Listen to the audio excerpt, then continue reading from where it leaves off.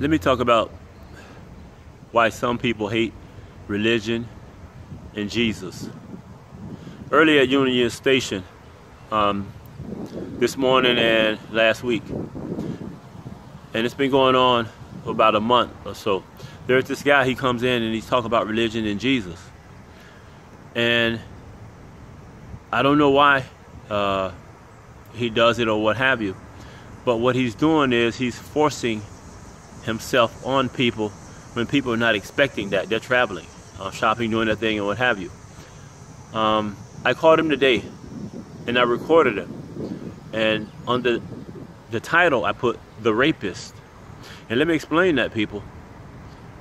When you are forcing something on someone and they don't have any other place to go, it's a form of rape. And I sat and watched him and I laughed at him a few times, him talking about Jesus. And this turns people off to religion and Jesus because they don't want to hear that. And I'm going to explain it as I go on. No one said anything to him, but one guy this morning said something to him, and a lady previously, and I put that on YouTube. And the guy said something to him and he went off. And I watched him and I said, he knows that they have no other place to go. They're ready to go in that booth to go to that train.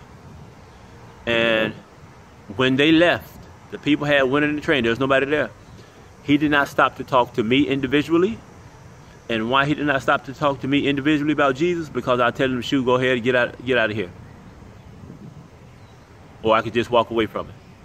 But he understood that those people had no other choice but to go through that line because they were waiting. And so there were about 10, 20, 30, 40 individual people that he passed that he did not stop to talk to them individually about Jesus. He's conniving. A rapist is very conniving, very deceptive, sneaky. He targeted lines at Union train stations that were waiting to board, and they had no other place to go because he looked further down. So he walked to gate A, if I'm not mistaken. I was at gate F. So he walked down past a whole lot of people, and not one time did he stop to talk to individuals about Jesus and God. Not one time.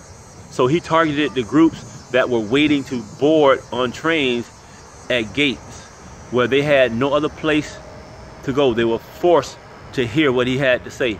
And this is why a lot of people are turned off about religion and Jesus and God, because you have people forcing things on them, which is a form of rape.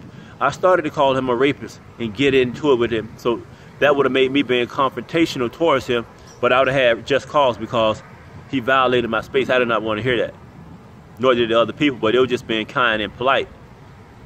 So these are the things that turn people off about religion, Jesus, and God. When you try to force things on them, there are ways to doing things, to getting people to understand about religion, God, a higher spirit. But his way of doing it was totally stupid, ignorant, arrogant, and it's a violation of people's privacy and space.